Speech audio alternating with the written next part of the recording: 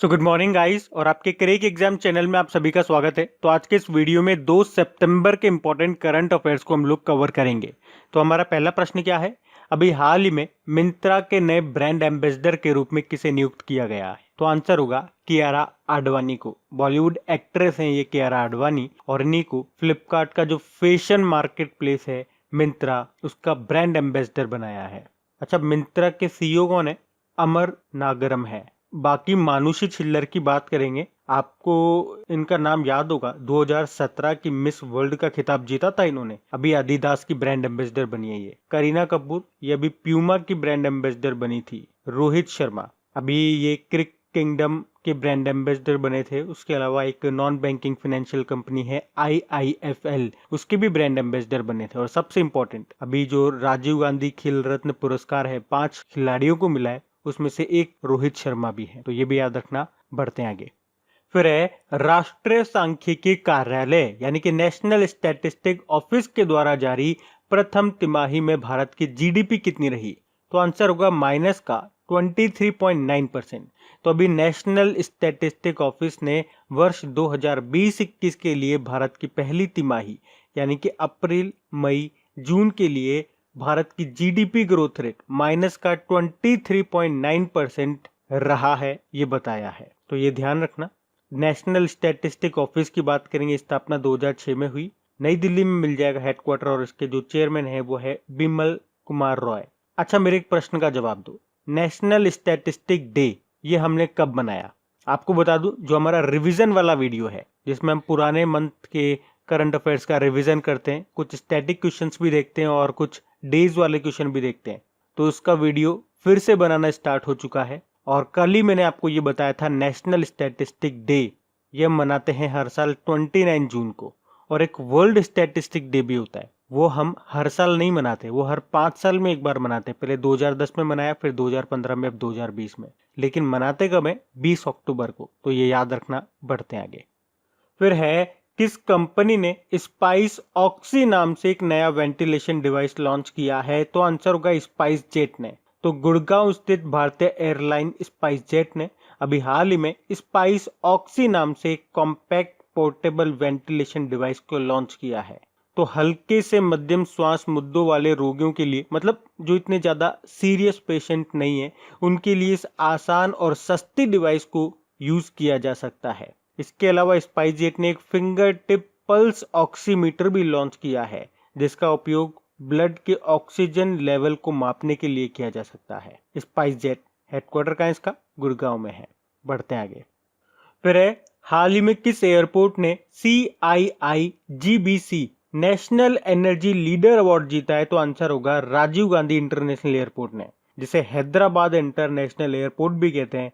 और इसने national energy leader और excellent energy efficient management award जीता है, जिसे ऑर्गेनाइज किया था कॉन्फेडरेशन ऑफ इंडियन इंडस्ट्री और गोदरेज ग्रीन बिजनेस सेंटर ने। अच्छा, इसके अलावा एक और पॉइंट बताऊं आपको, अभी राष्ट्रीय इस्पात निगम लिमिटेड ने भी excellent energy efficient unit award जीता है। बाकी केम्पेगौड़ा इंटरनेशनल एयरपोर्ट, जिसे बेंगलुरु इंटरनेशनल एयरपोर्ट भी कहते हैं, अभी इसने स्काई ट्रैक्स पुरस्कार जीता था। इंदिरा गांधी इंटरनेशनल एयरपोर्ट जो कि दिल्ली में है, सिंगल यूज प्लास्टिक फ्री होने वाला भारत का पहला इंटरनेशनल एयरपोर्ट बना।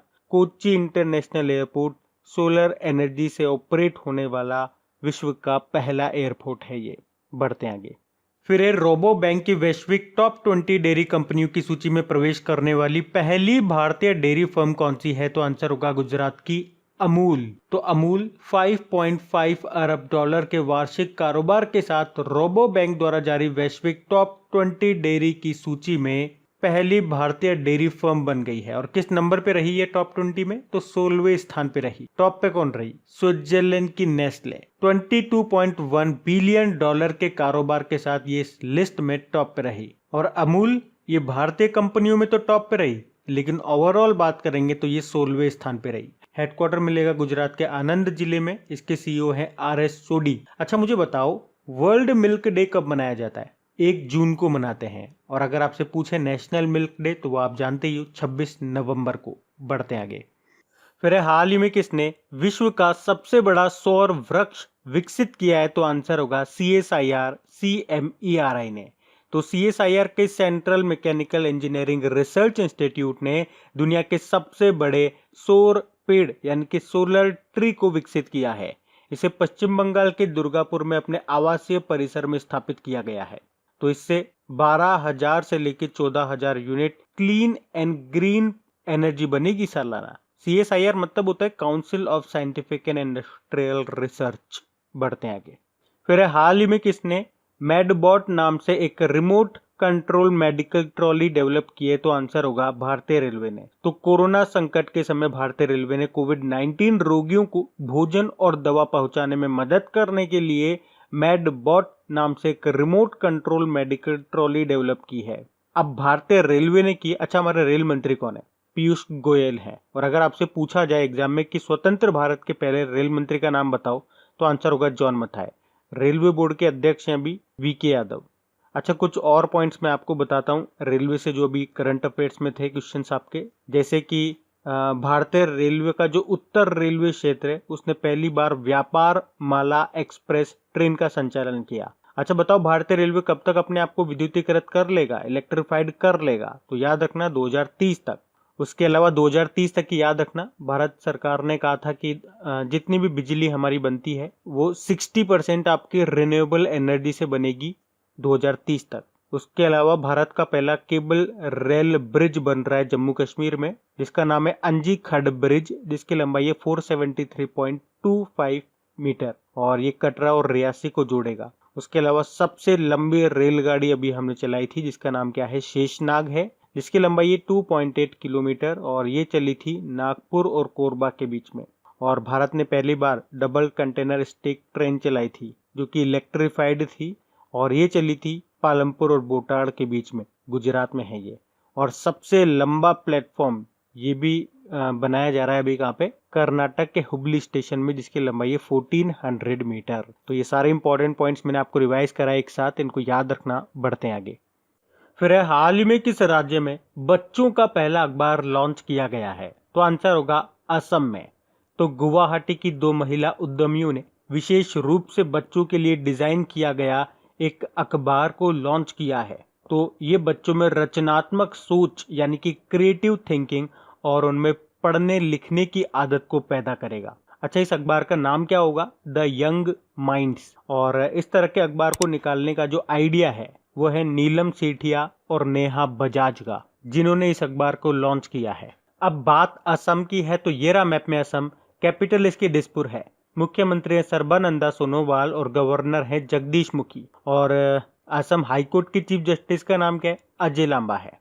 अभी आपको याद होगा भारत का सबसे लंबा नदी रोपवे ये शुरू हुआ है असम में। और किस नदी पे? ब्रह्मपुत्र नदी पे, जिसकी लंबाई है 1.8 किलोमीटर। अच्छा, असम से 2 मोस्ट इंपॉर्टेंट क्वेश्चन मैं आपको हमेशा बताता हूँ। एक तो पोबा रिजर्व फॉरेस्ट जो कि अपग्रेड किया जाएगा अब इसे वाइल्ड लाइफ सेंचुरी में, और एक Dehing Patkai wild life sanctuary जिसे अपग्रेड किया जाएगा नेशनल पार्क में। तो ये याद रखना है। और यहीं पे आपको मिलेगा काजीरंगा नेशनल पार्क, जो वैसे तो एक सिंग वाले गेंडे के लिए फेमस है, लेकिन अभी यहीं पे भारत का एकमात्र गोल्डन बाघ देखा गया था। अभी असम सरकार ने धनवंतरी योजना शुरू की है, भ्रमण सारथी योजना शुरू की है, और यहाँ पे एक फेमस महोत्सव भी मनाया जाता है, बिहू महोत्सव। और एक मेला भी काफी फेमस है यहाँ का, अंबुबाची मेला। असम के कामाख्या मंदिर में आयोजित किया जाता है अंबुबाची मेला, लेकिन इस बार ये इतिहास में पहली बार इसे रद्द करना पड़ा कोविड-19 के कारण। यहाँ पे आपको नामेरी नेशनल पार्क मिलेगा, मानस नेशनल पार्क मिलेगा, डिब्रू शिखोवा नेशनल पार्क मिलेगा और औरंग नेशनल पार्क भी मिलेगा। बाकी काजीरंगा तो हम पढ़ ही चुके हैं। बढ़ते हैं आगे।